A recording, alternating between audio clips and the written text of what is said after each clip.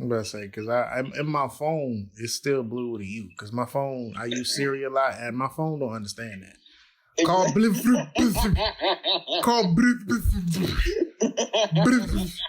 Nah, I understand. I never thought about that. I understand.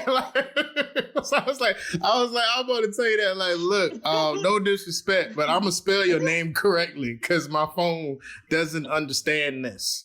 All right, and as a lazy person, I'm not. You making it more work to talk to you, and I'm just not. Be self-quarantining. And a quarantine order. Quarantined in their... Held in quarantine. The quarantine in place. Quarantine for the required 14 days.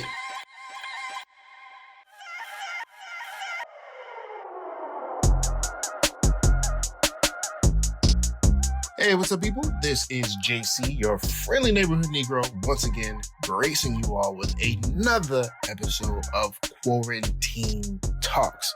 All right, today I got on the show a man that is or claims to be an astrologist, a hood psychologist, an artist, and a rapper. Ladies and gentlemen, give it up for my nigga, my brother, Sincerely Blue. He's here today. We're going to talk about his origin story, growing up in Baton Rouge, witnessing kidnappings. Yeah, you heard that right. And being a part of a legacy of civil rights activists and greats in the area. We talk about his family and his home life and some of the trials and tribulations he went through and experienced there. And then we talk about his inspirations and introductions into music, poetry, and storytelling. We also get into his not one, not two, but 3 independent albums. Demigod, Inspired, and Inspired 2. We talk about how his month-long Euro trip to Spain, Italy, and the UK helped to expand his worldview, and how coronavirus has made his creative process adapt. And then last but not least, we talk about how the entire fuck this man got up on these white people Xfinity during an interview in the United Kingdom and said that Louisiana is the smallest state in America. I love you like a brother, but I am never letting you live that down. Real niggas hold other niggas accountable. Side note and points of correction to that point, Rhode Island is actually the smallest state. New Orleans was founded in 1718. It is older than the United States of America, founded in 1776, but it is not the oldest city in the country. That would be St. Augustine, Florida, established in 1565. That is the oldest city established by Spanish European settlers. Boom. Now you got history. Let's start the show. And ladies and gentlemen, welcome to another episode of Quarantine Talks. I am JC.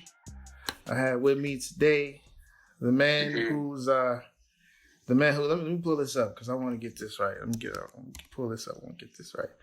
The man whose Instagram says that he is an astrologist and a psychologist.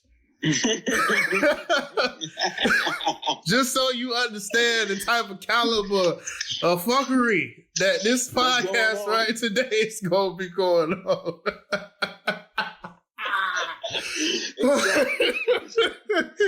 Just so you get it and you understand. Exactly. I would like to consider myself like a hood psychologist. I ain't gonna lie. Like a hood psychologist. I can reach the ghetto in a different way. I know how to break down they forms of communication. I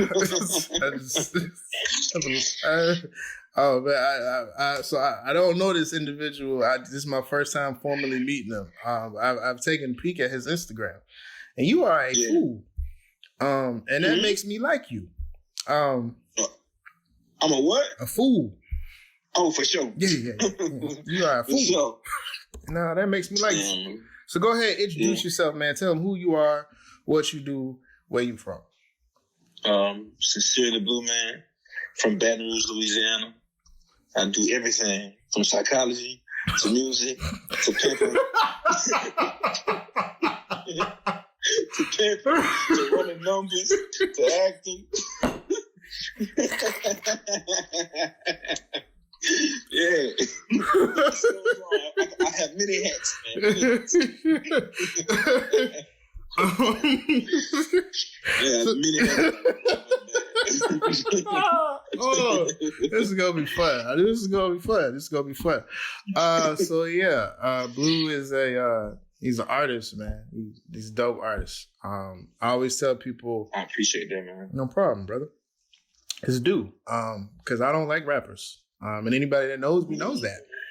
I don't really fuck with most 85, 90% of y'all I don't like. Matter of fact, if you are on this show, I like you. And that says a lot. That either means I like you or I like your music, or dare say I like both. And shit. And usually that shit don't happen. So I'm like,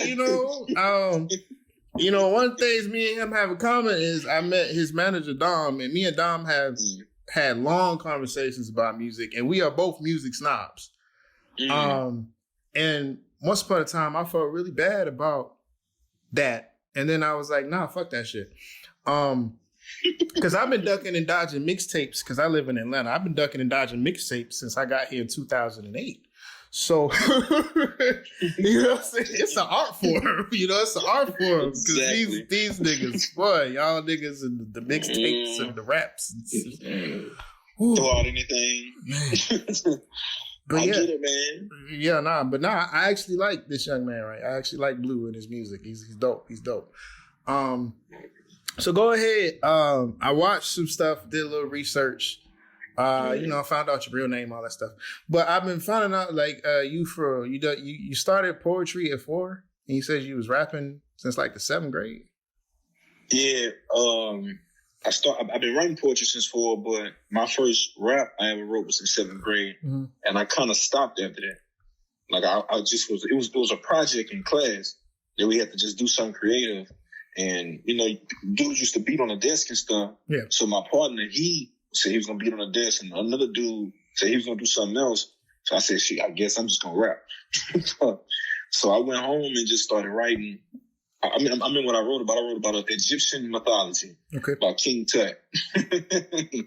Weird, but I did the rap, and I remember that feeling of doing it in front of the class, and I was like, damn, that's crazy. But I left it alone until like maybe like 4 years ago, something like that, and 4 or 5, and then I just started writing again, like very heavy, and just playing with like music.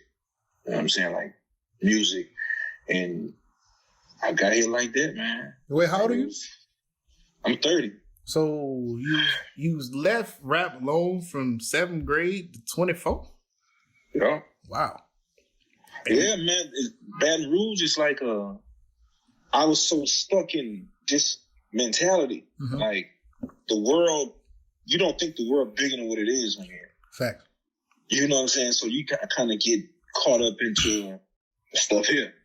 You know what I mean? And man, one day, I ain't gonna lie, man, I just said, man, fuck this shit. I was like 23, I was about 24 when I first started. I took a flight to New York, man. I'm just do something different. Just fuck this. And once I saw it, I started learning the mechanics of like rap and KRS-One from the Bronx and Scott LaRock and fucking MC Shan. And I started doing real studying because I was saying I want to do it. And then I started remembering that stuff, like writing that 7th grade rap and stuff. I had forgot about shit.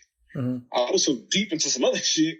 But once I started like writing again and like doing research, I was like, damn, I kind of been on this little path. All right. Like, cool. And I just started going. Because I seen you said you listed that a lot of your influences is like Southern rap, Southern rappers. That's out of respect because the South isn't this. Yeah, my my top 3 rappers, like real rappers, like rappers, is it'll have to be Jay. Lauryn Hill. Lauryn Hill is different. Like Lauryn is different. She's just different. Yeah, it's a toss up with like maybe Tupac or I'm old school. It's hard for me to say somebody after like LL. LL really coined the term GOAT. Yeah. You got people be forgetting about that shit. LL did that. Yeah. I remember when that album came out. Matter of fact, goddamn, I forgot about that. You just really made me remember that. Yeah. Like, you know what I'm saying? Like, how can you say you the GOAT when he made up the GOAT? Yeah. It's kind of hard for me to, you know what I'm saying? Yeah. It's kind of hard for me to like not see it like that. You know what I mean? So I say like my influences like from my generation. I say like my those rappers. That's just to pay homage, because every time you hear rappers, your top 5 is Biggie, Jay-Z, Tupac, all them. I believe all that shit too, but I be want to hold my little coast down. Like, okay, nah, because I'm about to say you don't rap like very few Southern niggas tell stories. With down south, you know, it's about beat and you know syncopation, you know, call and repeat, shit like that. It's just what it is. But it's like very few Southern niggas tell stories. I was like, you a storyteller. So that's why I was like, I'm confused. It's like you listed down south. Like I can't even say that though, because Cash Money, when they first came out, Cash Money was telling stories. We had skits, all of that shit. So I take that back. Let me not say that. What is son? Yeah. yeah. But I was like, yeah. So where did you learn how to storytell? Man, I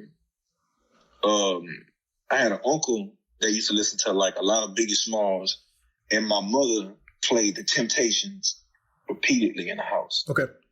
Which got me into like just Marvin Gaye, Tammy Terrell, David Ruffin, and just listening to their shit, the stories they were telling,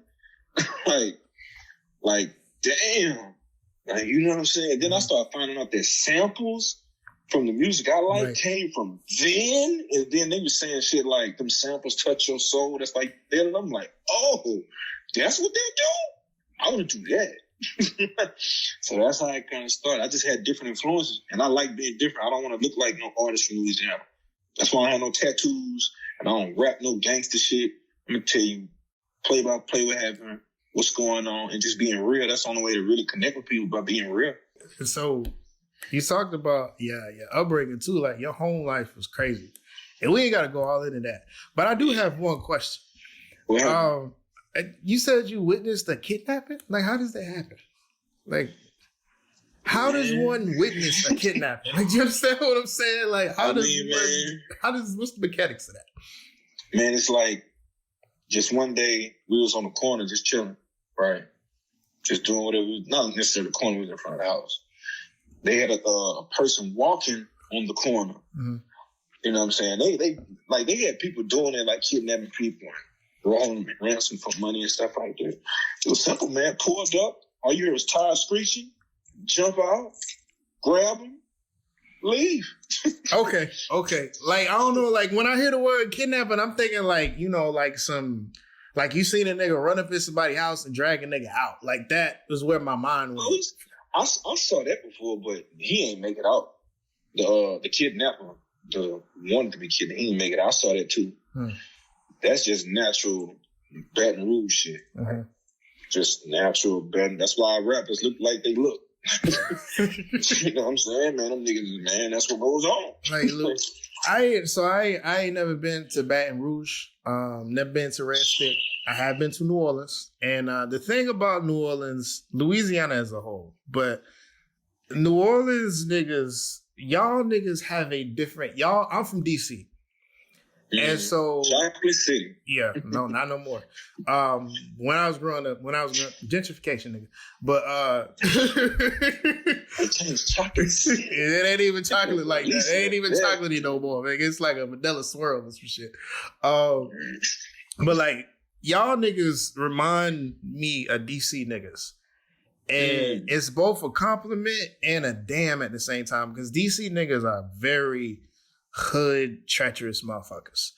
And it's just like, but we also crazy as shit. And I attribute that to, it's a lot of us packed in a very tight spot. Like, you know what I'm saying? Like, it's very, very tight. So I'm like, when I think about that, you got all these people living on top of one another, like tensions is gonna flare. You know what I'm saying? And it's just shit that happens. So when I went to New Orleans and I started meeting New Orleans motherfuckers, I was like, yo, y'all sound different, but we the same. Yep. And for that reason, I'm gonna come over to your grandmama's house and I might eat your food, but one of you motherfuckers gonna have to eat it first. Cause I don't know. Y'all gonna have to eat that shit first. Man, here, you want a bowl? Nah, I take yours. Thank you very much. Like, that type of shit. Like, exactly. Cause I know we here. Like, I'm saying. Yeah. But still. Them niggas. Woo. But so like, yeah, I just really want to ask him, like, how does one witness kidnapping? Like, I've never seen that before. Like, I haven't even, like, I don't know what I would do if I see the nigga get snatched off the street. I think I would literally be like, damn, they literally just snatched this nigga off the street. You see that shit?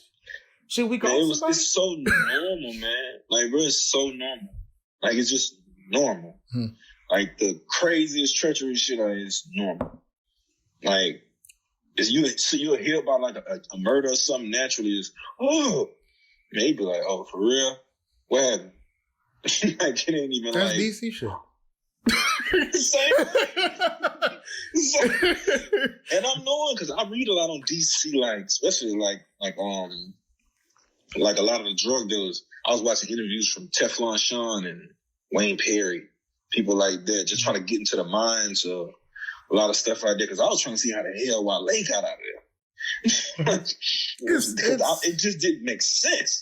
But I started seeing go-go music and shit. Yeah. I was like, yeah, right. it's. I mean, it's like there's ways out. It ain't like super trapping, but I mean, like, it's very like, I'm one of the very few of my father's side. Like, I'm one of the very few people. Not my father's side. Excuse me, my mom. Well, no, father, but but like on my dad's side, no, excuse me, on my mother's side, like, I'm one of the few people that don't have like a record. And I think, damn. I ain't got a record. And like when I think about like my cousins and shit like that, just different little things, like, you know what I'm saying? Like, and how my environment was different because of where my mom moved to where we used to live and so on and so forth. Like, it's kind of crazy. Like, DC's a interesting place. I love it, but like, it's a very interesting place. But yeah. God damn. It sounds the same, man. Because I don't have a record. Yeah. I mean, let me stop lying. I got a DUI from when I was 20. But other than that, I ain't got shit else. I ain't mad at it. I just want to know, what was you drinking? A lot. Oh. That's all I remember. Like, I think it was a bottle or something. Like, when I was young, I used to do stupid shit. Like, I used to drink fifths. That's what I'm talking about. I used to do stupid shit. I used to drink whole fifths. Like, and then try to drive home. Like, it was just normal. Like, you know what I'm saying? It was just, I was country stupid. Like, this is when I was in North Carolina. I wasn't in DC. But like, it was, it was country shit. I was, just drank a fifth. Get behind the wheel, Seems normal. It's normal shit. Like, it just seems like something you're supposed to do. I feel that. I've done that. Like the entire bottle, my nigga. Like, yes, I've done that. Man, I stopped when I did it. I stopped at a gas station and just hung out the damn car though. Like, man, hold on, let me just chill. I still don't know how I made it home. Yeah, man. All right, back to music. Back to music. Yo, how you choose your beats? Like, what's your creation process? I did like a lot of studying, like a music. I think it was Jay-Z or Pusha T. Matter of fact, it was Pusha T. Mm-hmm. He said, when a beat come on, if you can't feel words before you put them on, then that ain't the one. When you feel something, there it is. Just put words to whatever you mumbling in your head. Okay. And then that's how I pick them. You know what I'm saying? I usually look for like something heartfelt, something real most of the time. Just real. Whatever I feel, just, you know what I'm saying? And then I just play with it, mumble around with it for a little while. Play it in different areas in the car, headphones, speaker. I figure it out like that. Because that's a very important thing, especially for a rapper. Yeah. Like your production, your beat selection has to be on point.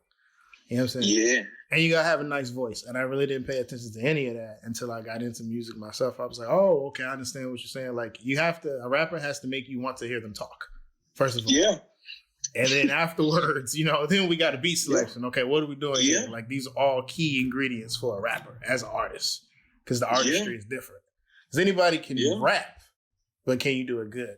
Not everybody can sing, but you know what I'm saying? But anybody can rap.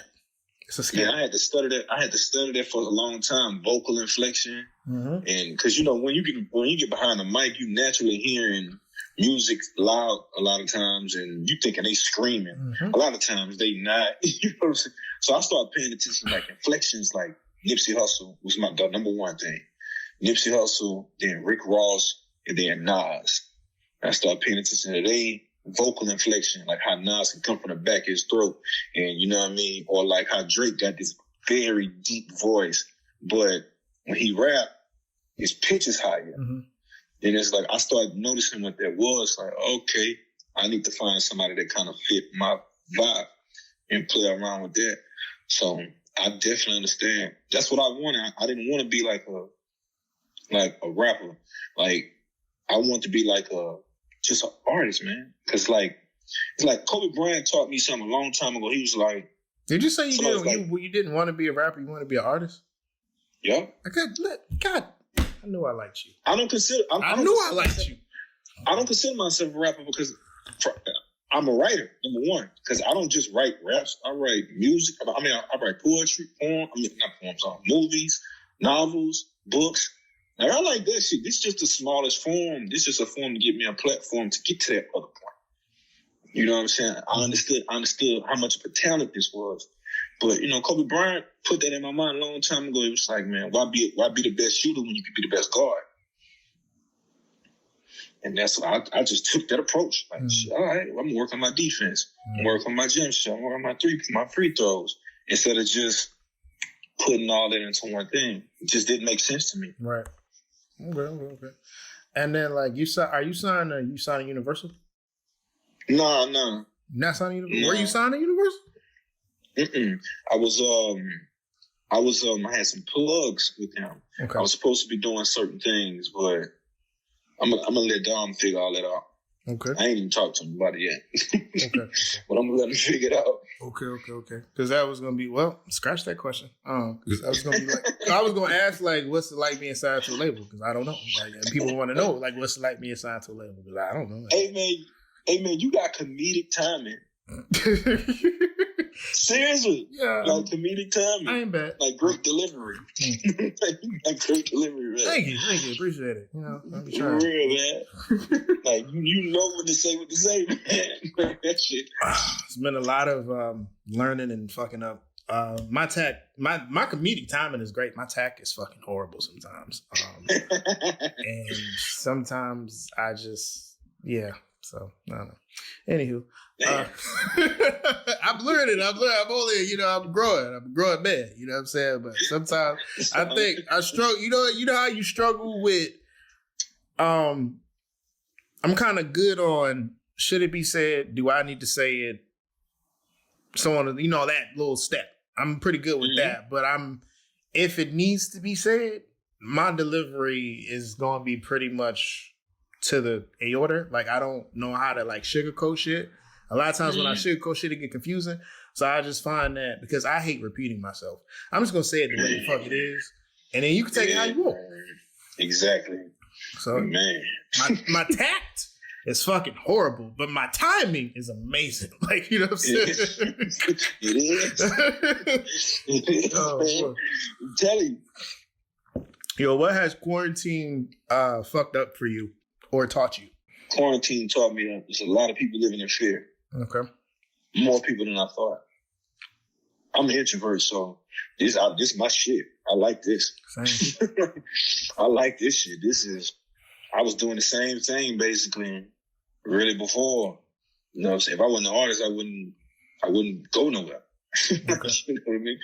But it ain't really taught me nothing, man. It's just, I wasn't surprised that something like this could happen. You know what I'm saying? I do a lot of research, a lot of studying and shit. So just seeing this is just like, all right, this the next phase. Then roll with the punches. Like, you stay ready. You ain't got to get ready. That's how I look at life. Have you you developed? Is it anything that has developed during quarantine that surprised you, or anything that you've kept up with before quarantine that has surprised you? So I'll give an example. Me, myself personally, brushing my teeth. Because there are times when I don't feel like getting up out of the bed and doing shit. But I know that if I brush my teeth, I can start my day. So you know what I'm saying? But that's just something that has amazed me. Like every day that I have been in quarantine, I have gotten up, brushed my teeth, and done something. Understand what I'm saying? So I give that as an example. Do you have one of those, or has something new developed? I would say something new developed. I would say like my writing technique changed because the world not the same. Mm-hmm. Like I used to go to clubs just to hear like what people respond to, lyrics and stuff like that. Now it's a little social media, more in the environment. Like I understand I'm supposed to tell stories of what's going on, but like it just flipped. Like 360, like seeing lines outside the grocery store and like, damn, like it's affecting my writing because it's like I might want to talk about something, but that's not in the environment. And my body don't even respond to that like that. So it's like, damn, this, all right. So I got to be a little more in tune with my imagination sometimes just to kind of put me somewhere. And then I'll do something else. But that's been fun for me. Mm-hmm. It's a weird space. I enjoy it. It's like, okay, this is making my mind a little stronger. And, you know, I can see a club. Like I go to a club that's obviously closed down and just sit in the parking lot and imagine people going in and out, what the bounce look like, what kind of drink somebody might be getting or something. And just like, you know, just playing with my imagination. I've been doing that shit a lot, like every night. Yeah. I'm as a creative person and an artist, that is, that's creativity at its purest form. You know what I'm saying? But as a human on the other side of that, nigga, you might be schizophrenic. So it's a double-edged sword. Hey, I knew something was crazy about it. I mean, but like, it's a fine line between. This is real. And crazy. Yes, this is real nigga shit. It's a very fine line in between the thing, because as I've told people before, like human beings are the only animal on this planet that have the ability to see something and make it so. Like, you know what I'm saying? Like before me and you hopped on a cell phone or a computer to talk on this thing, somebody had to see that and then put it out for us to do this thing. You understand what I'm saying? So it's a fine line in between those things. And very few people that ain't like an artist or like a creative or an inventive person, like they don't really understand that. Yes, that's true, man. My favorite artist, Basquiat. Trust me, I know. And he wasn't. His ass was crazy. I seen some documentaries on him. He's a weird dude, man. He's a weird dude. Very brilliant. Yeah. But you know, he couldn't find that balance. That's all it was. No. And a lot of artists can't. And that's what makes them good. Yeah. So that's what makes them good, because you. I never heard that perspective. Yeah. I mean, because you got to think about it. Great art polarizes, right? If you feel and if you feel ambivalent towards a topic, a subject, or a genre, then that shit is trash. At least for you. But if you say I hate this, that person is a good artist because that person made you feel something. You say, I love this, that person is a good artist because that person made you feel something. So, that's crazy, man. Yeah. I talk like this to people. I tell people all the time, man, if I can get to you, I got you. And so it's like, to hear somebody else say that shit, it's like, damn, I'm really around some dumb motherfuckers. Bruh. Niggas be stupid, bro. Man. It is. Let me not say that. I've been enough places to know there's very few stupid people. I know it's some. Like the niggas that lined up at Greenbrier to go get Jordans during the pandemic in Atlanta. Y'all niggas is dumb. But they were serious. Yeah. Y'all niggas is dumb. But a lot of people is ignorant. And so ignorance is different than stupidity. And you know what I'm saying? You could come back from being an ignorant person, but you can't fix stupid. That's just dumb. You can't really fix stupid. You can't really true, man. fix It's like a mad dog, man. You got to put him down. Yeah, you just gotta let them up. Not the niggas that lined up at Greenbrier for Jordans during the pandemic. That is natural selection. Peace be unto you, my brother. And please make way. Stop breathing good air for me that I could be breathing because I got common sense and other people that got common sense. Y'all niggas want Jordans and die? By all means. People don't like when I say that sometimes. But look, natural selection knows no color. It's just like you dumb motherfuckers that was injecting bleach and Lysol. Natural selection knows no color. I still don't believe that. No, it's impossible, no, man. No, it's not. It can't be that. No, it's not. Come on, man. Come on, man. No, it's not. Come on, man. That was a little. Trump is president. Man. Anything is possible. Hey, man. They lived up to that phrase. They lived up to that phrase.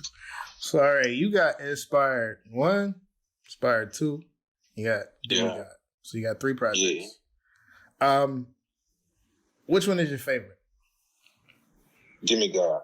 Why? Because the process was so crazy. Mm-hmm.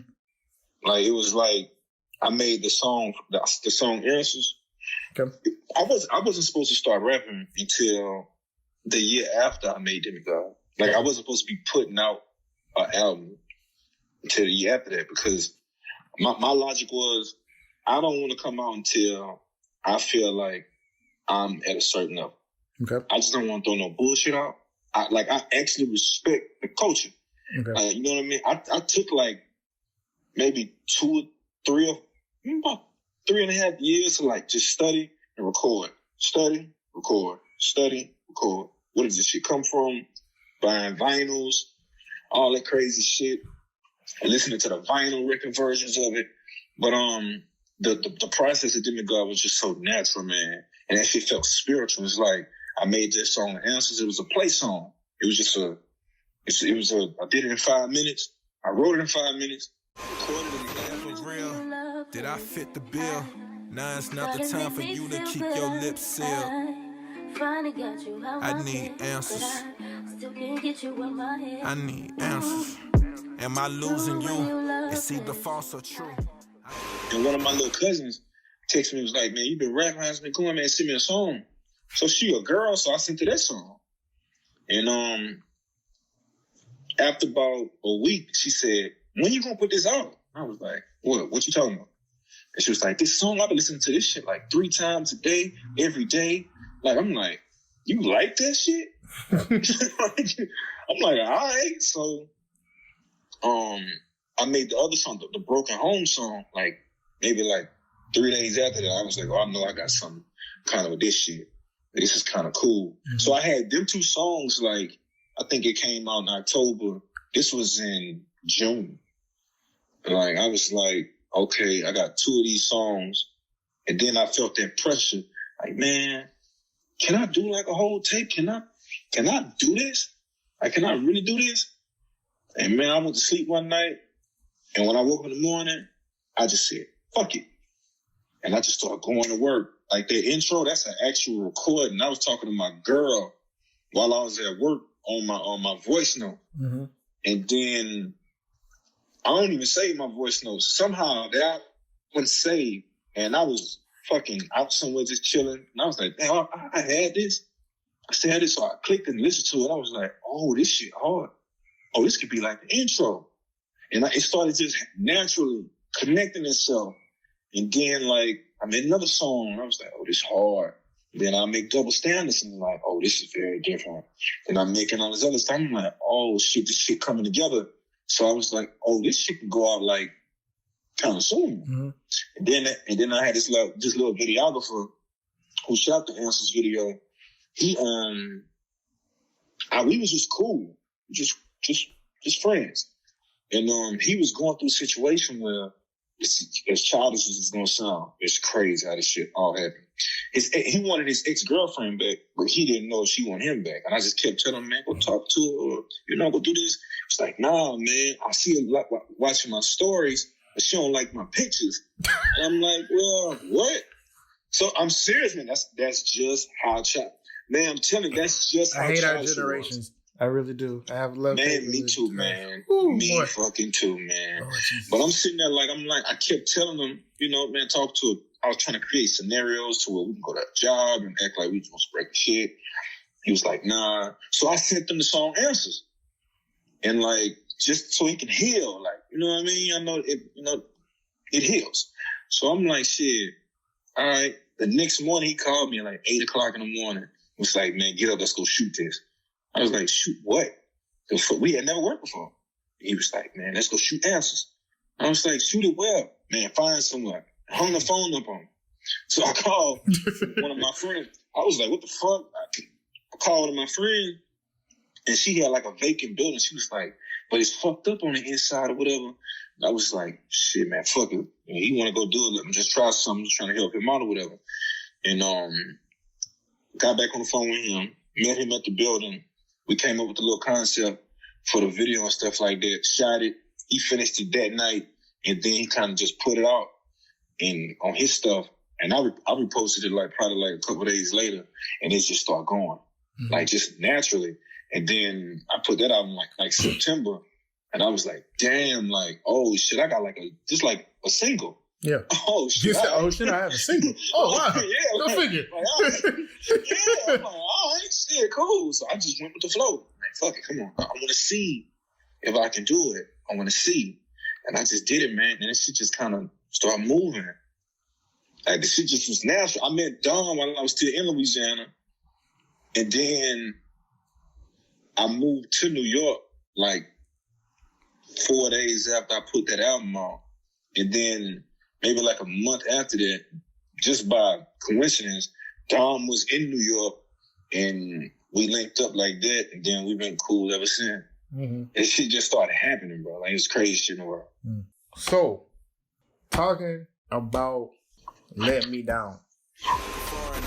It went south, so I turned into a northerner. Cause I don't like to fight, but what's right is right. It ain't my fault that my dad left you sad at night.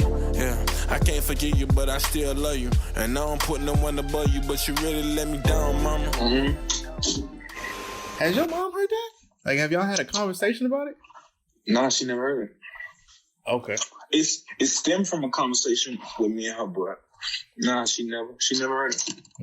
Yeah. Is it do you feel is it one of those things where you don't want to present? Is it one of those things where you don't want to present it to her, but if she finds out, she finds out? When I first started, my thing was I never wanted to be like a rapper. I started being a rapper so she could hear me. Okay. Because I used to talk so much about being an artist, I wanted to be like a actor, a physical artist, like a real artist. I used to be into painting and drawing and stuff like that, and talking and doing all kind of just artistry, period. Right. And talking for a long time, just talking and talking and talking and talking. She just never kind of heard me. So mixed in with the fact of okay, I'm about to do this. That was one of the main things for me was, for her to hear me. So, I told myself, I'm not going to tell her nothing. I'll know when I'm doing the right thing if it goes to her naturally and she comes back to me with it. Mm-hmm. So that's how I just kind of left it. But it just stemmed from a conversation. Just them. We was kind of going back and forth. I forgot what it was about, but it was kind of going back and forth. And I was just like, man, you let me down. And she was like, you let me down. I was like, how could I let you down when you're supposed to? I'm your, well, you're mine. You're the standard. Right. When it comes to accountability, Malcolm X couldn't blame one of his people for his actions. He has to bring up those people, and then he has to take full accountability. Mm-hmm. I just never heard it. And once I told her that, and she told me that back, probably about 2 months later, when I was in New York, that shit just kind of came out, and it was crazy. I came back to the message and was like, oh, shit, that's what it probably stemmed from. That was crazy, boy. Because it just kind of came out like that. And I went back and looked at our message. I was like, oh, shit, I said this. Oh, okay. I'm in the right field. That's what I was trying to, like, when I listened to that, I was like, oh, damn. Like, that's a really deep that's a deep cut. Like, that could be for an awkward, album listen. You ride in the car. You know what I'm saying? Your mama be like, put that on. And she be like, be like, oh. I mean, but like you were saying yesterday, it's polarizing. You don't necessarily hear, like, you hear dear moms, you hear all these other things, but these situations actually happen. I deal with people all day, and they talk about these things. So it's like, you know what I'm saying? I was just with somebody yesterday, and they were talking about how their mama messed over them, and, and how they felt about it. And they never got to talk to her about it and stuff like that. It's a sense that they let them down, They got to be held accountable. That's my thing. They have to be held accountable. Period. The head of the snake has to be held accountable. Nothing you can do about it, because that's what honor is. You know what I'm saying? You see LeBron James, if he win, he go on the podium. If he lose, he's on the podium by himself. Like, you know what I'm saying? If Malcolm X or Martin Luther King win, he's on the podium. If he loses, he's on the podium. When you got politics, when you got a politician that wins, they go to the podium. The same politician that loses goes to the podium to address their people. Got to be accountable. That's true. I think maybe the what you was talking about too, like, resonated with me, because I remember I was like maybe 18, 17, and me and my mom had a knockdown, drag out fight. Like, that's the worst fight we ever had. And it was just some real shit. It was how I felt, and then it was how she felt, and we was just, you know what I'm saying, it was going backwards and forwards. Like, we've never had an argument that big before. I don't think we ever even argued after that. But it's just like, it's just like the fact of, like, it had to be said. Like, you know what I'm saying? It's the way I felt, and I had been holding that for a good 16 or 17 years. You know what I'm saying? Hey, man. Gotta be said, man. You destroy yourself from within, holding stuff like that. Yeah. So I was like, damn, that's a real nigga shit, man. That's a real. Did she let you down on anything specifically, or was it just like, you know what I'm saying? You just felt like, a lot, man. She just, I know my mother to be a strong woman, and I seen certain instances where she didn't display what she is, and it's like, you can't chastise me or teach me when you not doing that. You got to be 100% accountable. You got to be the example. I tell my friends that got children, man, if you want your child to attract the right thing, you be it. Right. You be it. And that's what they attract. That's the first person they love. Right. That's the first person they know. So when they go out in the world, they're going to see your energy. So you be it. That's full accountability, and sometimes, children are the best teachers in the world, man, because they're pure. They're going to bring you right back to reality. Mm-hmm. You know what I mean? So she never had that. She never knew how, like, she don't even know how talented I am. She don't even know. So that kind of affected me for a minute. So, that's what it is. Like I said, that's going to be for an interesting, I feel you on that. Like, she here when she here, and we talk about it when we talk about it. I might play it for her today. I might, I don't really know it's because it's the truth.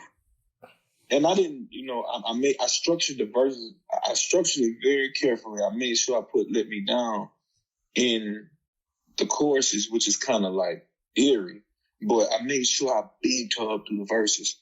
You the one that I do this. I'm telling her, like, how important she is. Right. And that's why she let me down. Right. I kind of structured it that way. Just because I'm not going to bash her. I'm not going to say F you. Absolutely. It's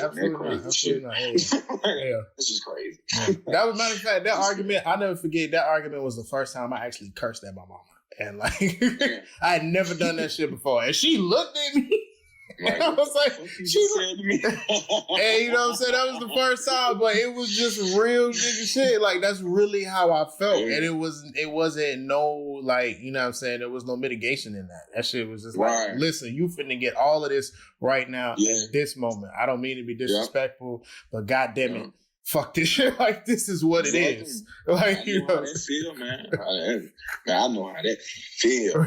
That's man. You know what I'm saying? It's my mama. It's hard talking to her. You know what I'm saying? I used to call my mama Jesus Christ because she was right about everything. Fact. Serious, man. Can't never be wrong.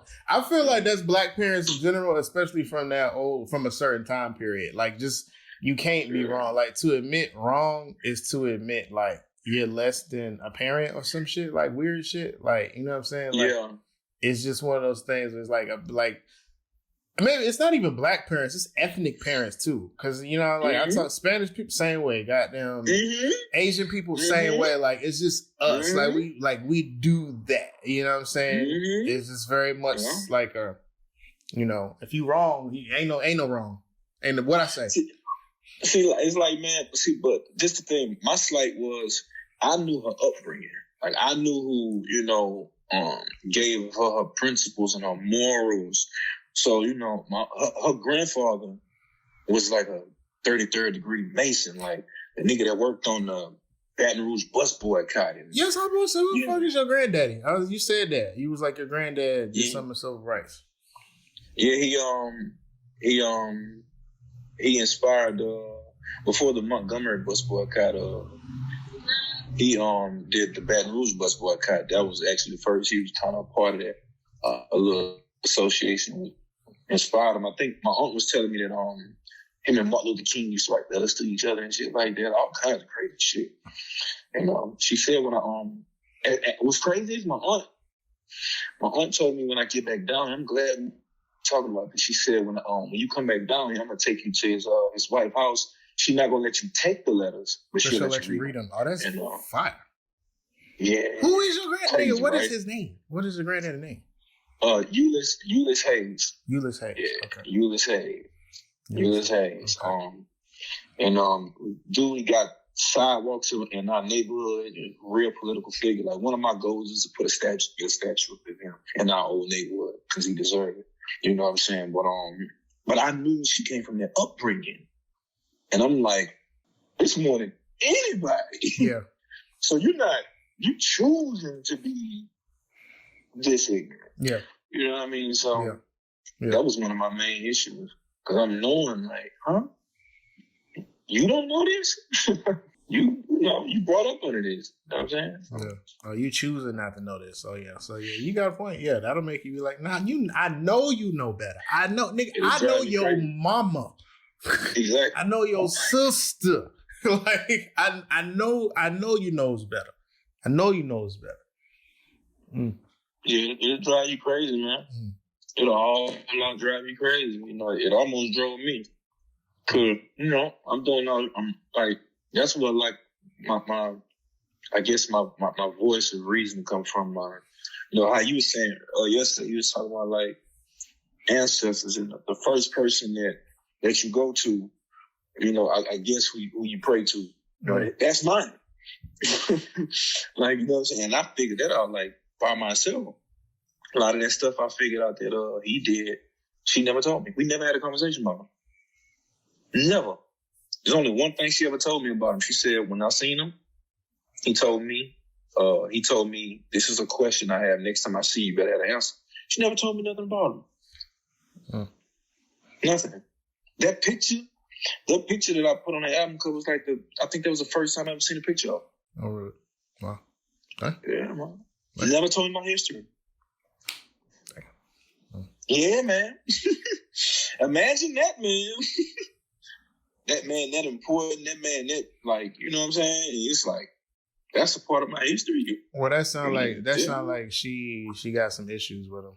That's usually how that go. I don't know what issue you had to talk to your mom about that, but it sounds like she. Man, I tried to do that, but she speaks so highly of him. You know, I know when she has an issue with somebody. Mm-hmm.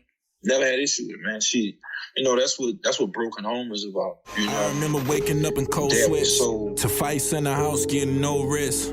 pops got a gun, so my mom's got one. All under the same roof, I used to show guests.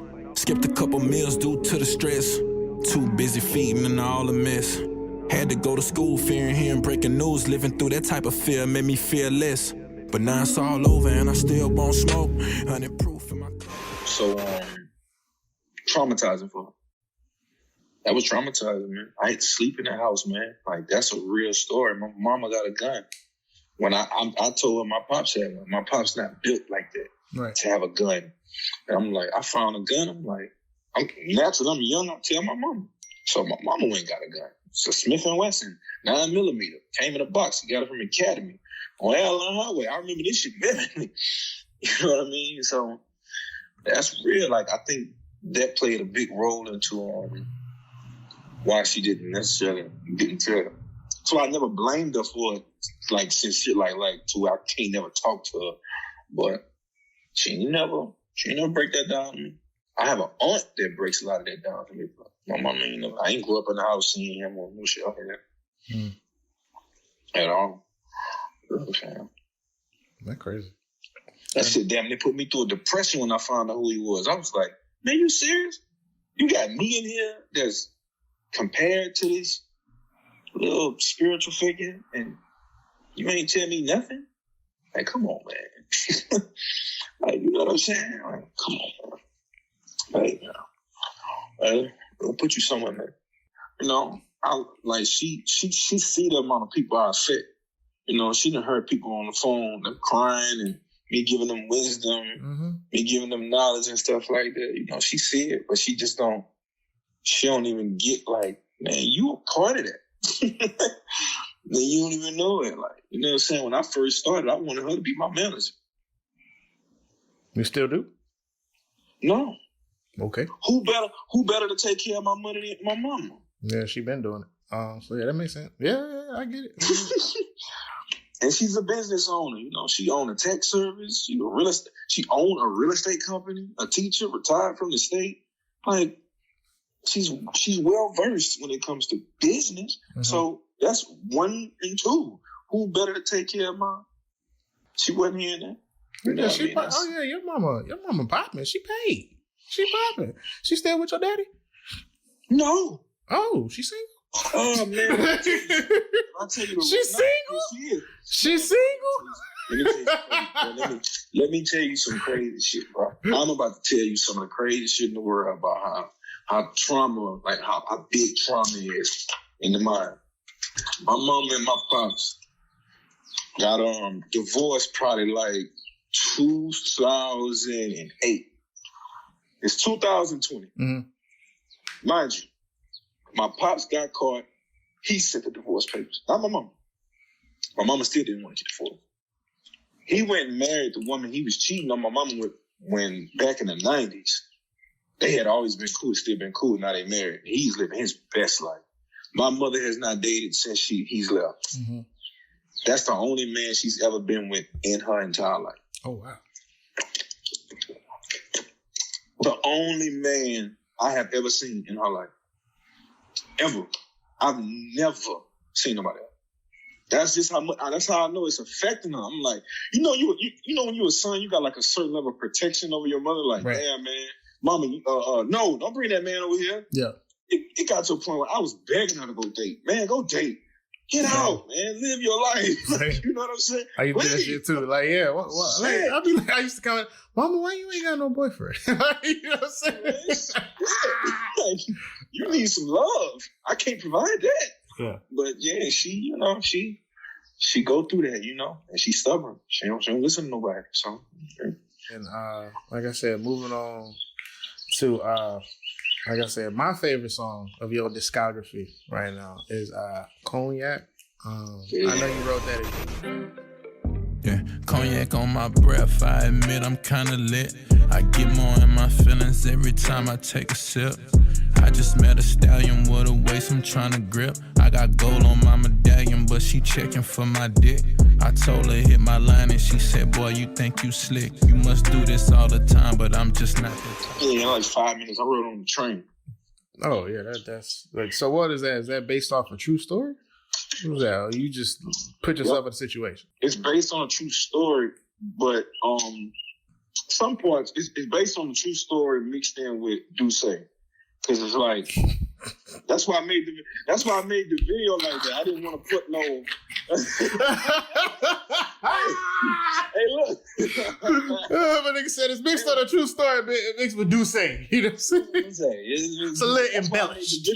That's why I made the video like that. I didn't want to have like a video girl. I made the Duce the video girl. Right. You know what I'm saying? Because it's about a chocolate woman. You know what I'm saying? And there was a real exchange, and you know, think that's whatever's in the song happened. That's what happened. You know what I'm saying? But that's my favorite shit too. I ain't gonna lie, man. That's the best. That shit was cold. I'd never heard myself. That shit was cold. I ain't gonna front. Like what Dom sent me answers, and I seen the video. I was like, I really like the song, and then I fucked around. I clicked on the link in your bio. You know what I'm saying? And I heard Cognac. I was like, who's this nigga? I like him. This is Blue? He's like, yeah. He's okay. Oh, you was serious. He's a rapper. He was like, I told you. I was like, no. I know you said that, but you're his manager. You're supposed to say that. You know what I'm saying? But like, no, you serious. Like, oh, okay, he's good. Okay, cool. You didn't say that. You need to lead with that.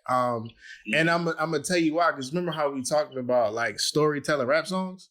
Mm-hmm. Like that's that. I like that. Like that is the exact type of story. Like on Dot, Bitches from Eastwick. What I can't never think of though. Probably because those are my favorite too. Is On Dot, the Bitches from Eastwick, and it's one other song. But like that, I would put, to me personally, I would put that up there. I was like, I would put that up there with those. Like those, I was like, oh, that's amazing, man. That's a very, and it's succinct. You know what I'm saying? Like I like the way that you went beginning, middle, end in a way that doesn't take up a lot of time, but it's sufficient. Mm-hmm. Like, you know what I'm saying? Like you got it. You got the point across. Mm-hmm.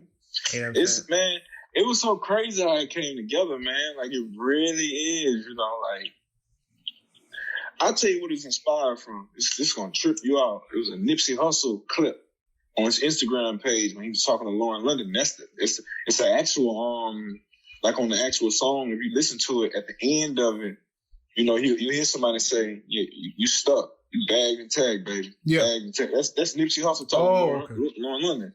Yeah. You talking about when they did that GQ thing? No. They was in the car. It's like an Instagram clip. Oh, okay. They was in the car together, just a regular Instagram post. And the night before I wrote it, that's what I was listening to. I was just tripped out how cool this nigga was. Mm-hmm. Like, I was like, this nigga the passenger side, his girl driving, he talking shit like that. Mm-hmm. I was like, that's hard.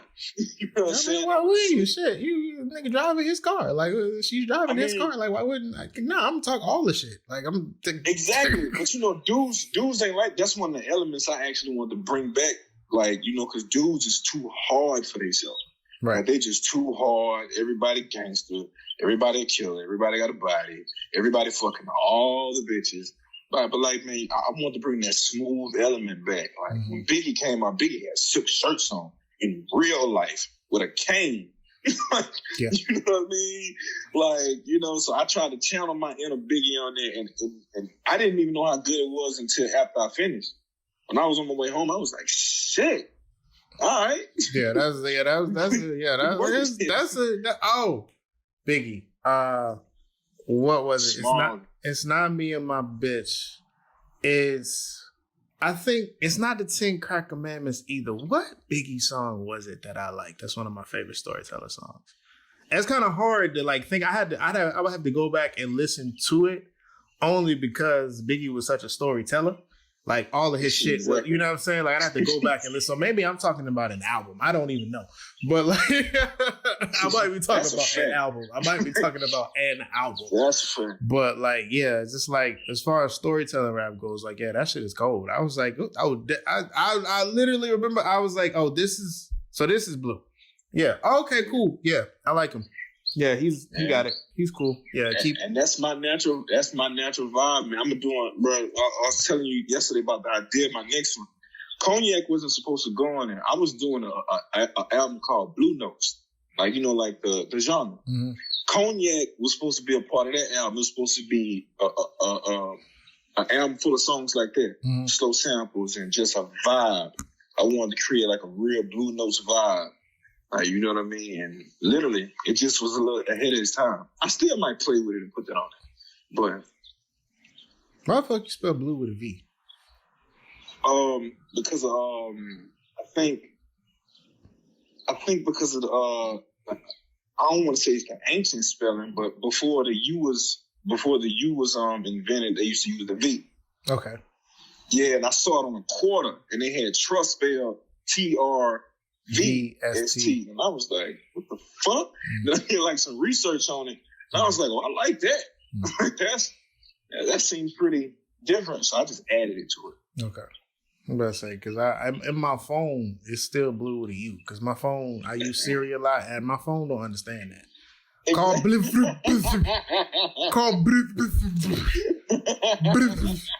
Nah, I understand. I never thought about that. I understand. So I was like, I'm going to tell you that, like, look, no disrespect, but I'm going to spell your name correctly because my phone doesn't understand this. All right. And as a lazy person, you making it more work to talk to you. And I'm just not fitting so blue with a U. I got it. Everything else, I got it. Stylization, I get it. That's your stage name. But nigga, Brandon, I am calling you blue with a U. You hear me?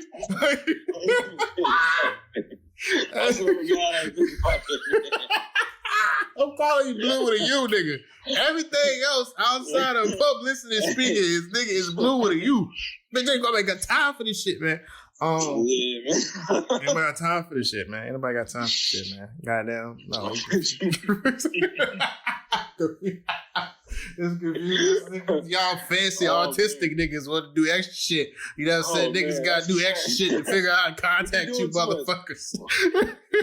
we think about it later, man. So first ask questions. Oh god, I can't. Oh man, that's funny. What else? What If was dope. I like What If too.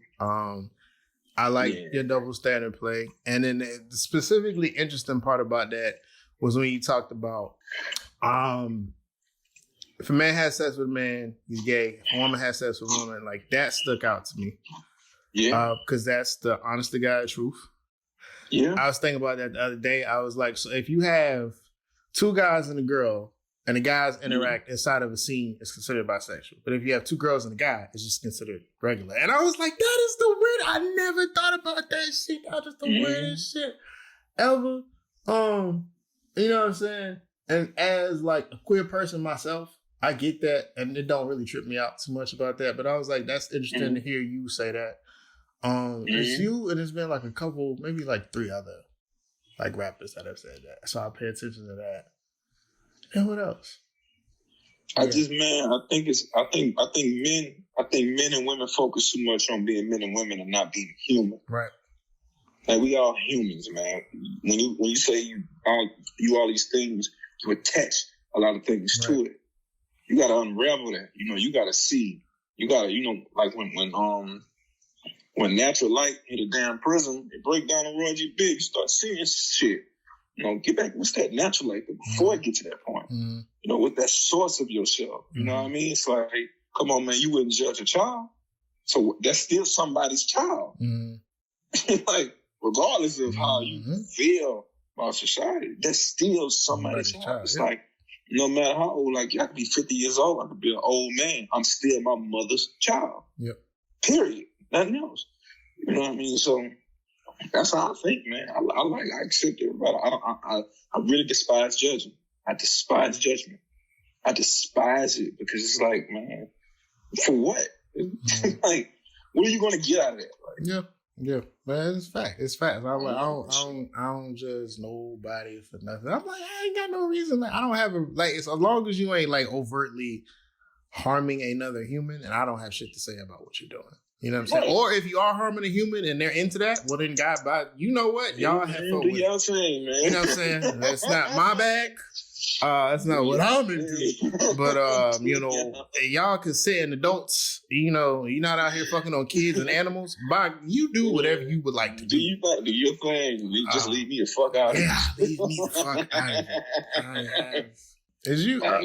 Is you a 5%er? Or you just took, I know you were saying that you did the track list of Demigod based off of kind of like some of the pillars of 5%erism. Yeah. Is you that or is you? No, I'm not 5%er, but I respect some of their concepts. Okay. I took that concept as 9 songs. The actual meaning for the number, I tried to associate the track meaning to that number. Right. So it can line up. Right. Like, you know what I mean? That's all I did. Okay. But I'm not no 5%. I can't. Okay. I don't know.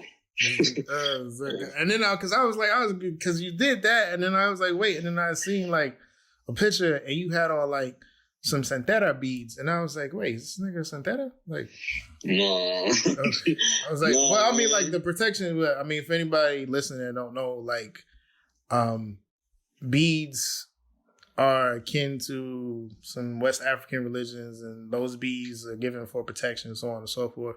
But you aren't allowed to have those beads unless you're initiated, so on and so forth. It's a lot. But yeah.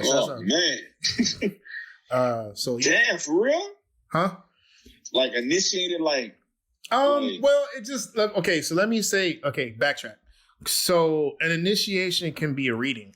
You understand what I'm saying? So if you have a reading from someone, and they give you, if you have a reading from someone and ancestors, spirits, so on and so forth, say that you are allowed to have beads, then you are given beads.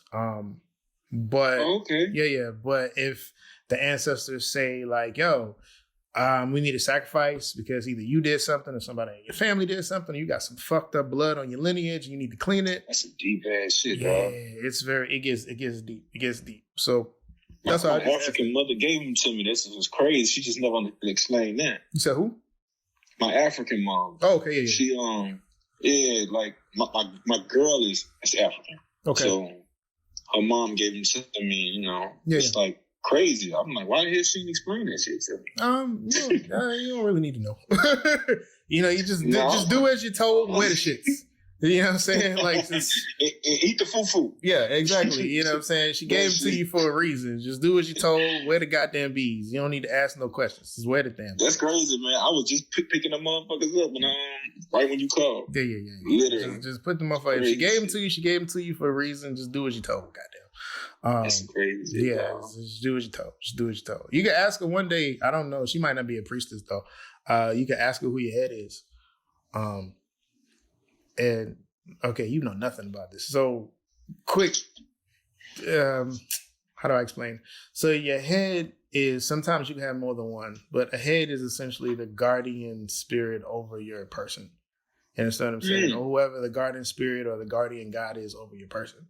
So, and you usually have beads, a follower or initiate will wear beads that are linked to that person or that spirit.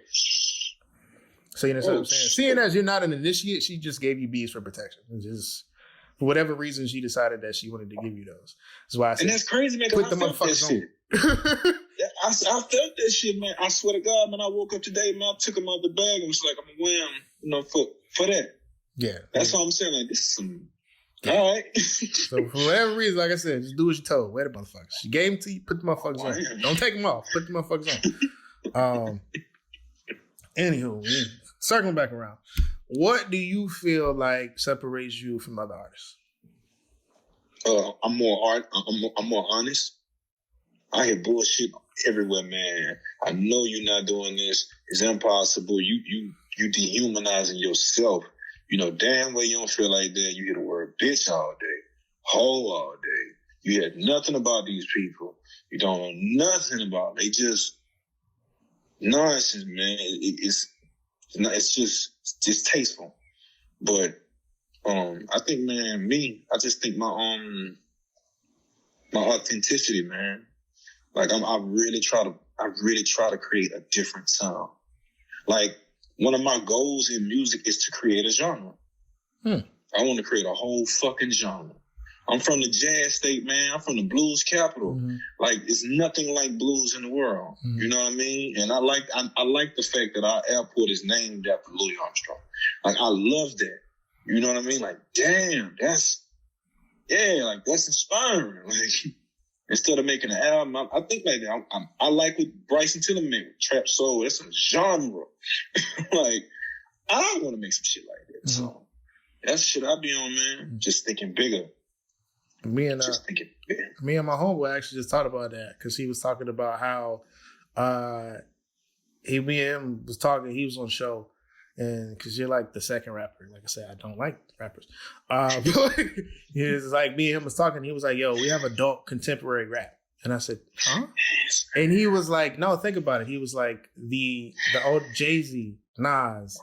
You know, like the older that they get, the style of their music changes. So it's not like he was like, I was calling it old head rap, but that's not right. It's adult contemporary hip hop. And I was like, whoa, nigga. Like I never really, and because we got into this whole convo about like how we at this point in rap's like history, we have to now begin to break down rap into subgenres because it is different. Like you got conscious, you got adult contemporary rap, you got trap, you got hip hop because hip hop is different than rap. You got like, you know what I'm saying? Like it's different things and different ways you got to break it down. So that's interesting that you said that. I knew I liked you. I can't wait for you to hear my new idea, man. I don't even know if I want to say it right now. I ain't told Dom, but man, I'm gonna go all the way back. Is that the LP7? Nah, man, that's something else. That's Life Path 7. That's like a demigod on a higher rapping level. Okay. Because I want to rap. I want to MC at this point. Okay. I want to do more of that. I want to like, you know, people don't respect that, man. Metaphors and just different concepts. Yeah. You know, it's lack. It just. Everything, it lacks that, man. It's just sound the fucking same. Just cool beat. Somebody saying, yo, mama living in a tent. My rent cost, my juice costs more than your rent. I don't give a fuck about none of that shit, man. You ain't taught me nothing. Nope. You ain't taught me nothing. I don't want to hear that shit if it can't teach me nothing. Right. You know about Life Path? Yeah. Okay, cool. I was just wondering because it's interesting. You said Life Path 7. I was like, oh, okay. Yeah. I seen that shit. On your Facebook. I was like, Life Path 7. What's that about? I was like, oh, okay. Okay, cool. All right. So let's talk about your road trip. Oh man. You went to London. You went to Venice. You go anywhere else? Paris. So you went to London, Venice, and Paris. All right. So how did that happen? And then what's that culture shock like for you?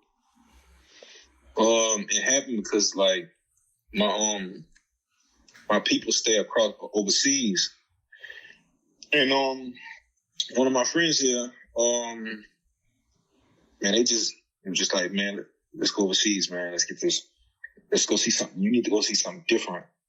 I was like, why the hell you just want me to do this? Like, why, you know, like, what's so serious about this? So I just went. I just said, fuck it. I went with my people. Went to go see them. Went to go see their people. And the culture shock was just different. And I saw Crips in London. Why? Like, what do you, like gang members? Yes. I was like, what the fuck is this over here for? I've been going since like 2015. I've never seen a Crip. I would literally stop them in the street and be like, sir. What are you doing? Why? Like, what are you doing? Like, what are you doing? What are you doing? I was in Brixton. I was like, one of my favorite parts. And I'm just like, I've never seen Crips in where? Where the fuck were you? Like, how did TV, man? See, I was in Walthamstow. Okay. That's like crazy, man. That way though. That's not the same. Man, I went to Brixton, like, because I heard about it. Like, right. I listened to a lot of UK music, so right. You know, I like Skepta, man, Skepta hard.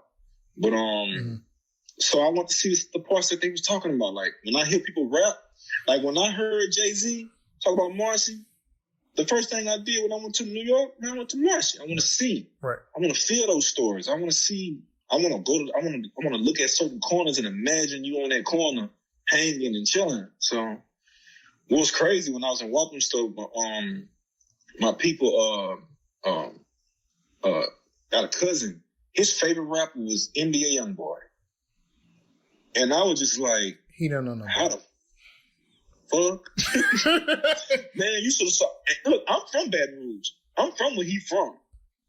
You know, usually somebody like, hell yeah. I'm like, him? You don't know. Like, all right, man.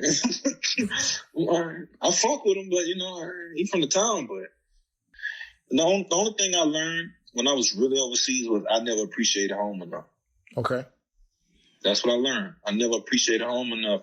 I see how, not snobbish, but like the South, man, it's togetherness, loving, you know what I mean? A little more warm. I learned I didn't appreciate home enough. I appreciated it over there. I loved it, you know, but, you know, just stuff in me, you know, like, damn, it got to be more to this place when, man, this place was great. Like, for me, because I got to make it out, but man, it was great. I unappreciated it. That's what I really learned. Everything else I wasn't necessarily like culture shocked about. I was just like, oh yeah, cool. You know what I'm saying? I like this. I want to take me to a museum. Let me see a club. Let me see downtown. You know, it was cool. I was acting like a regular. Like seriously, like a real regular. That was cool. I always ask people that question because, especially like black people from America. I tell black people from America, get the fuck away from here.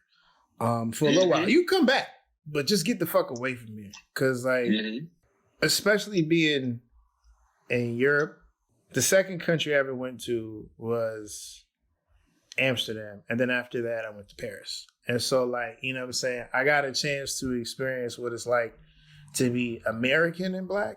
And I got a chance to experience people like appreciating me for that versus, you know what I'm saying? Like the one thing back home niggas hate you for is being black.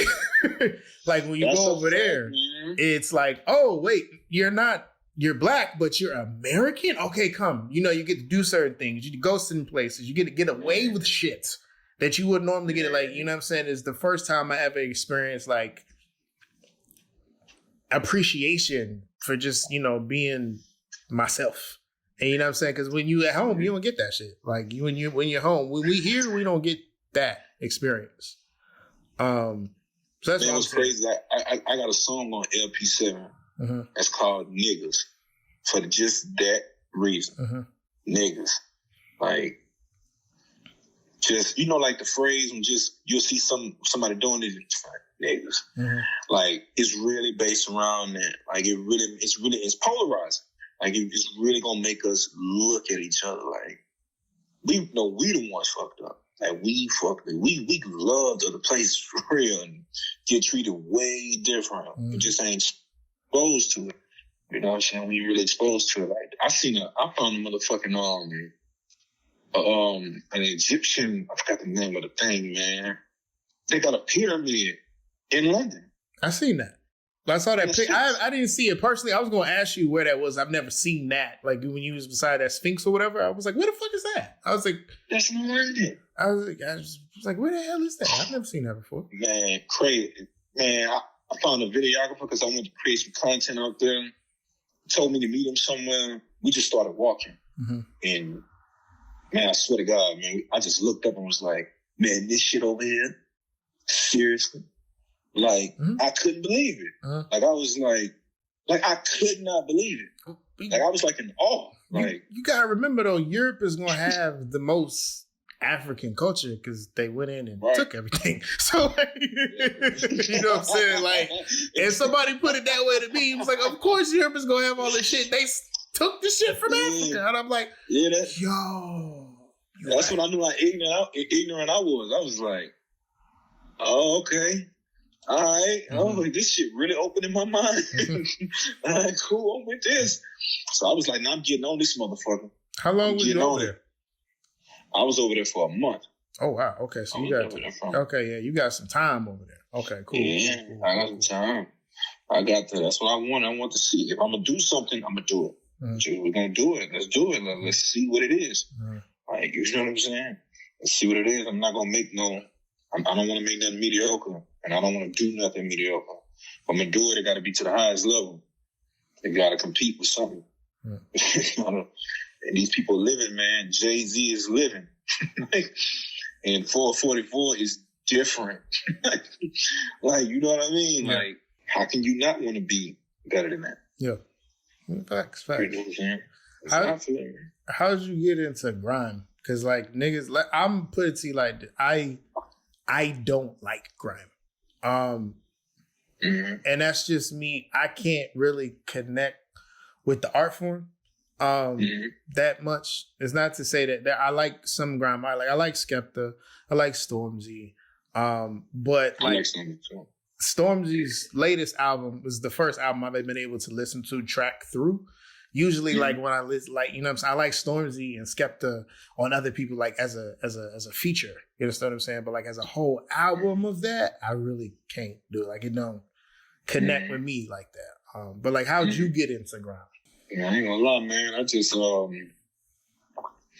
was studying rap, you know, as such a just everyday, man, getting into it, just hitting YouTube, looking at rap in different places and just studying, just making sure I know what the fuck I'm talking about when I'm being asked something. You know what I'm saying? And having the right to do it because, you know, I can't, if I never played basketball, I can't walk up to LeBron James and say I'm better than him. That's disrespectful to his work that he put in. Like, you know what I'm saying? So I know if I'm going to get into this field, I got to make sure I know some things. I can't get a degree without passing the test. Like, just simple as that. Like, I got to know MC and I got to know the elements to rap. You know what I'm saying? So I was just on the internet, just stayed in there and just going crazy on that. I seen him and Drake's song Shut Down. And I was like, oh, okay, this kind of cool. And I just started looking into other shit, seeing gigs and Stormzy and all that shit. And man, I just kind of I liked it. Like, it was a different balance. Yeah. You know, and I like the fashion and stuff like this. So, and I'm always like trying to think ahead of like the curve. So I was like, okay, this might be next. He with Drake, gotta be next. I wonder who else see this shit. Like, then I started like, oh, let me look into more areas like this. So it's just me studying, man, making sure I'm a student at all time. At all time. Who is your ideal customer or listener? I would have to say probably just anybody that can resonate with what's real. I would have to say that because I get like a lot of DMs and shit from like people in Cape Town, Africa and shit. You know, like Botswana and shit. They really resonate with Broken Home, and you know, and that shit like did something for me. Like in London too, like they really love Broken Home. You know, it's like, damn, that shit is, when I'm writing this shit, that's my experience. You know, that shit really happened. You know what I mean? So, but just to see that, I guess that was my intention. Like, for the people, I was trying to reach just people like me, people honest with themselves. Cause that shit was hard to say, man. You know what I'm saying? Especially cause my parents didn't even know I was rapping at the time. So that shit was hard, man. And bigger the risk, bigger the reward. Yeah. So I think just anybody that could feel was real in there.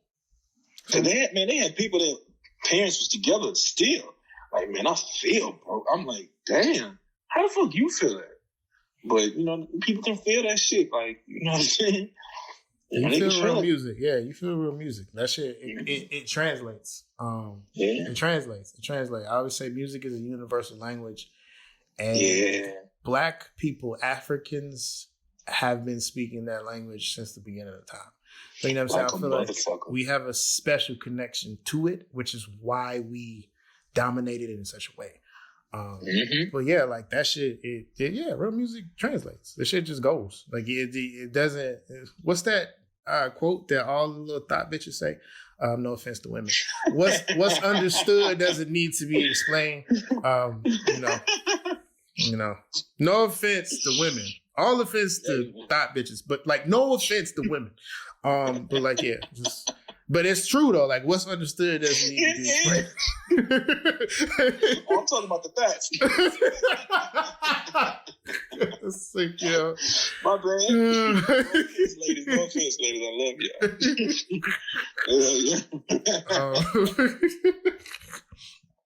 All right.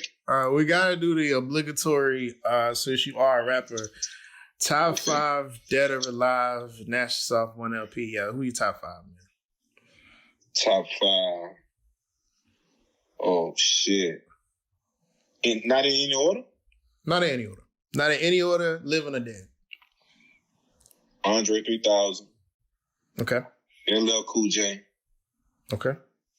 Jay-Z. Oh, Nas. That's 4.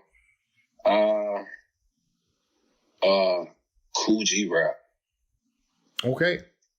Cool G fucking rap. Cool man. G. Cool G rap. Cool G rap is no. Not Cool G. Rakim. No. Not Rakim. Peace to the God. Rakim. Is that your final answer? Yeah. Okay, cool. Definitely Rakim. Hello, Cool J, Andre, Jay-Z, Rakim, and Nas. Okay, that's solid. I didn't expect Rakim, but that makes sense. Hearing you rap, that makes sense. Man, when I went to New York, when I first got to New York, I seen Rakim perform twice. Went by my damn self. Mm-hmm. They was telling me, man, you crazy. Man, I'm talking about Rakim, man. I'm talking about, what? You ain't never seen Paid before? You never seen the matching Fila suits with him and Eric B? Mm-hmm. Crazy, man. Never cursing his raps? Crazy. You ain't never heard Ain't No Joke, man? Come on, man. Like, that boy different, man. What's your top 5, man? Rappers, man. Goddamn. I don't think I have favorite rappers. I have favorite albums and songs. All right, top 5 albums. Ooh, top 5 albums. Yeah, that's off the top of my head. Chronic 2001. Yeah, hard. Hard. Dynasty. Jay-Z. What else? What do I be listening to like that? Rap.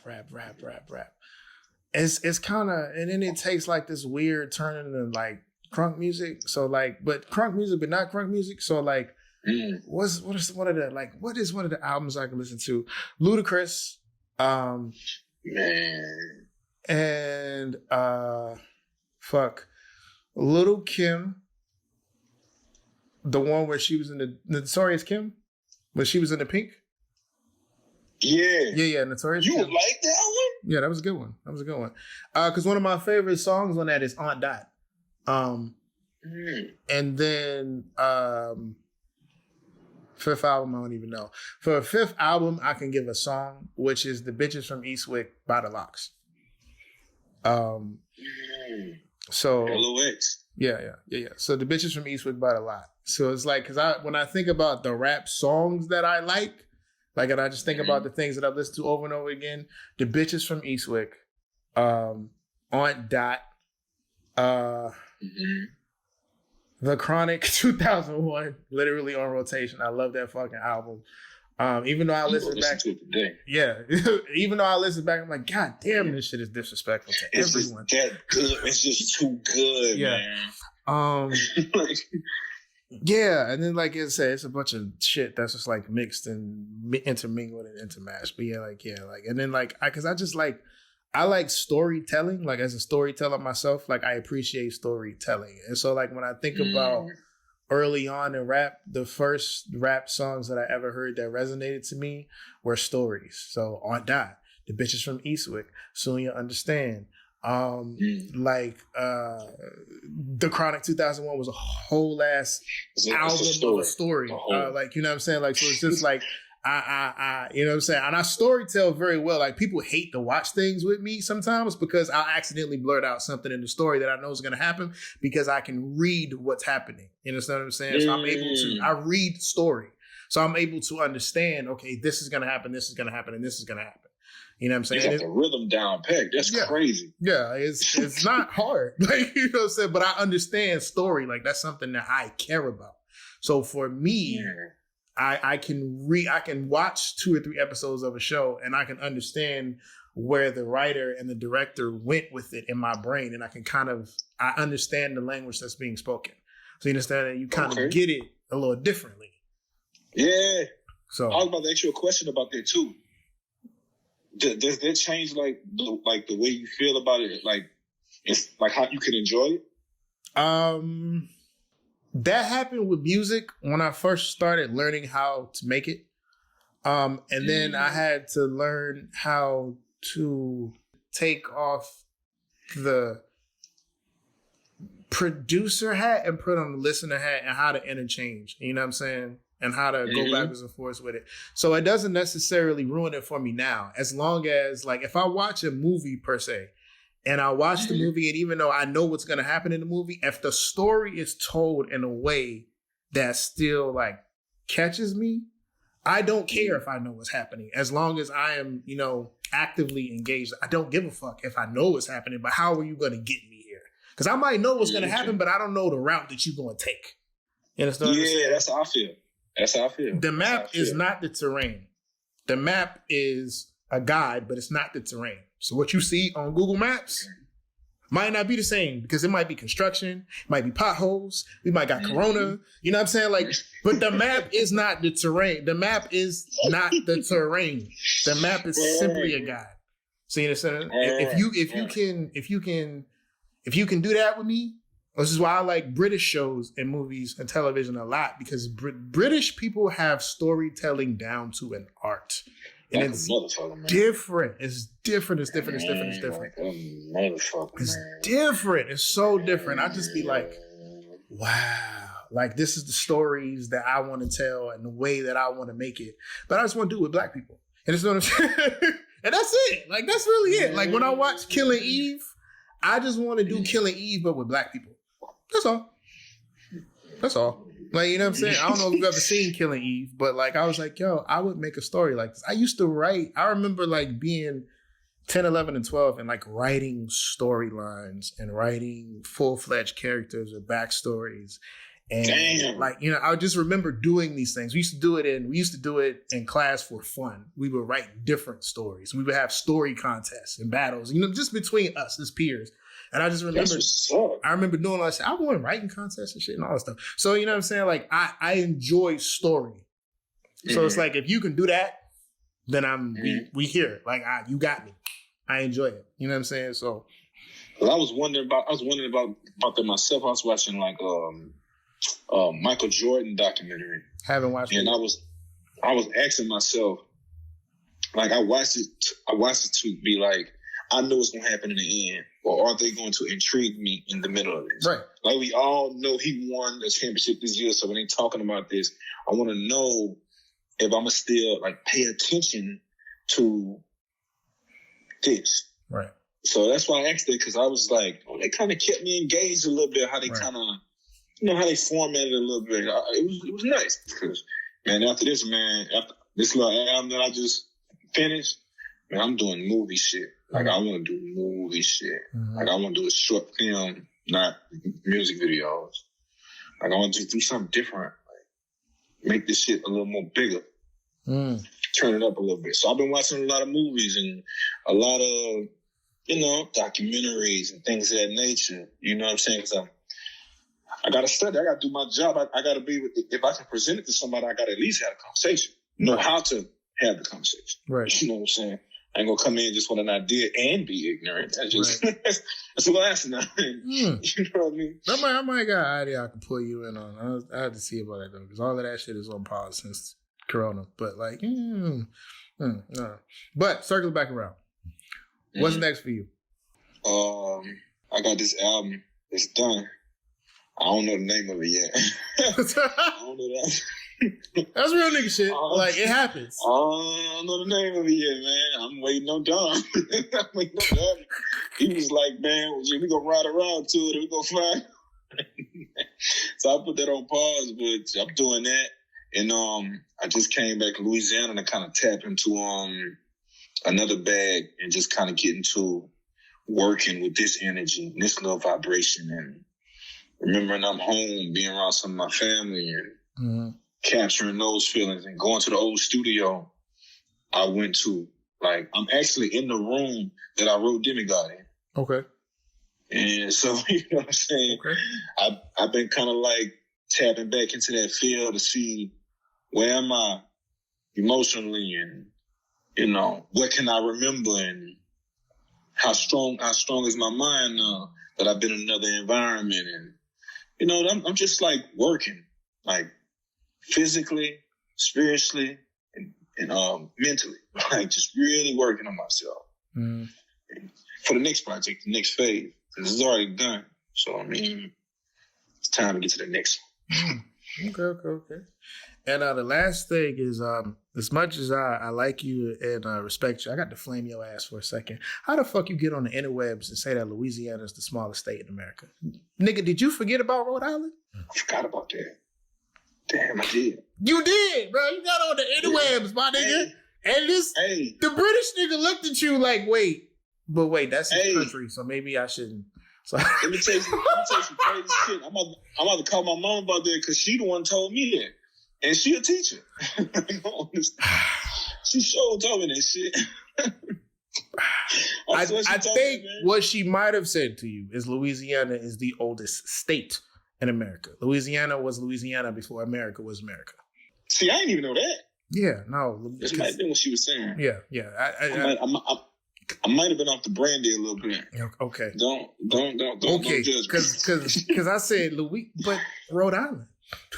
Rhode Island is literally this big. Delaware, nigga. Man, like what the hell?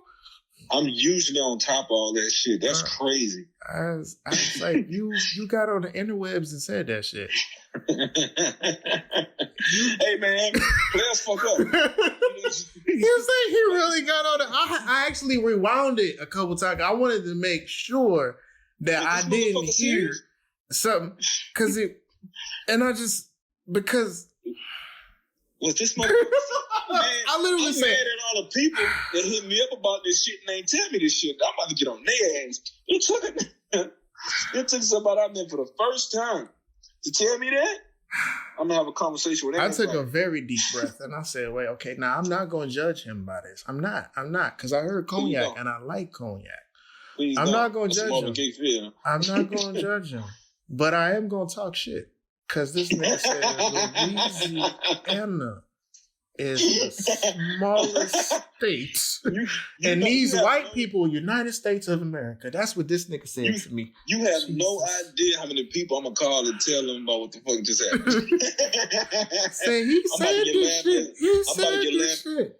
I'm about to get laughed at so much, and I got my rebuttal right now. Motherfucker, you ain't know it. Don't tell me nothing. On these white people internet, he said this shit. That's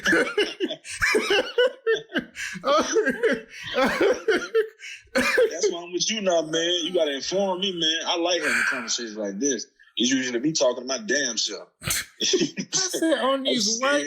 I said I know he not stupid. I know he not. I said maybe there's got to be a reason and an explanation that he said that on these white people and on these white people Xfinity. He sat up here and said this. Oh, what was on there? I don't know. I got Xfinity. So I'm like, on my white Caucasian American Xfinity, he sat up here and said, Louisiana is the smallest state. They'll forgive me. Everybody fuck up. Everybody, you know what? And I'm going to let you have that. Because I know you didn't. I don't think you meant it. And maybe you did, but that's fine. Because, you can live a broke clock is right twice a day. You hear me? That's a fact, man. Look, cheating on. It's all right. Nevertheless. Said Louisiana. And I said, I'm going to make it a point to say this. I'm not going to say it at the first start of this because he don't know me like that. I don't want to be offended. And I was like, I don't want you to take it the wrong way. But I'm going to mention it. I don't know if it's going to be in the beginning, the middle, or the end. But I was like, I'm going to call you out on that. I would have laughed my ass off you to live with that. It's not. See, that's the timing. Timing tack. Timing is great. Tack knows so much. Timing, though. That goddamn timing. I'm good with that. You got that down pat. I've been watching a lot of comedians trying to get that type of timing. So I kind of caught it like, man, you got great timing. All right. All right. Yeah. I'm watching a little too much Chappelle, man. A little too much. But brother Williams, thank you for coming on. Oh, man, thank you, man. All right, brother. And we look forward to the album, whatever the fuck it is. Right now, we're gonna call it Neighbors. And, I look forward to that, man. I really do, I'm about brother. to call, dog. Hey, man, look. He got me out here looking crazy. I'm like, dog, man, what the fuck? I asked you what we was going to do, and now you got me looking crazy again, man. I already said that Louisiana was a small state. Now I don't know the name of my album. Man, come on, man. I got the better down. It's okay, man. It's all right, brother. I forgive you, man. I'm here for you, man. I'm here for you, man. It's just here Thank you, bro. Thank God, man. I need somebody. Somebody was here for me. They would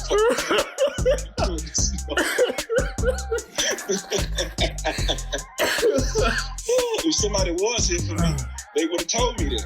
They would have been like, I'm a real nigga, man. I'm a real nigga. I would have stopped if I was there on God. I would have stopped the interview right hell then. no, man. Excuse me. Hold on. You need to do that again. You need to do that again. That. Can you cut that out? That's because he's not gonna get on these white people internet. And what's your internet? Metro? He's not gonna get on this Metro internet. These white folk in Caucasian, British, American internet. Instead of it say this shit, he's not gonna do it. He's not gonna do it. He's not gonna do it. I refute. In the name of, I refuse. All right, so yeah, but nah. Thanks, man, and we are out. We out. Peace. That's it, guys. Thanks for listening. You can follow us on the Instagrams at the OVT Network, and you can follow me, JC, at JC from the OVT. Very simple, right? This podcast is available on Apple, Spotify, Anchor, and pretty much everywhere in between. So don't forget to hit that subscribe button, leave a comment, and rate us 5 stars if you were so inclined. Thank you. Quarantine Talks is a podcast that is also available on YouTube. Just type in the OVT Network and hit subscribe for all of the latest and greatest from we at the OVT. Lastly, we are an independent and Black-owned media network, guys. So if you enjoyed the content and you would like to drop a donation, you may do so on Cash App or the Venmo at the OVT Network. All one word, the OVT Network. Quarantine Talks is edited and produced by me, JC, with original music produced by Brian Hatton. Thanks so much for listening, guys. Stay safe, stay creative, and most importantly, stay sane. Find your peace, man. It's crazy out here. Laters.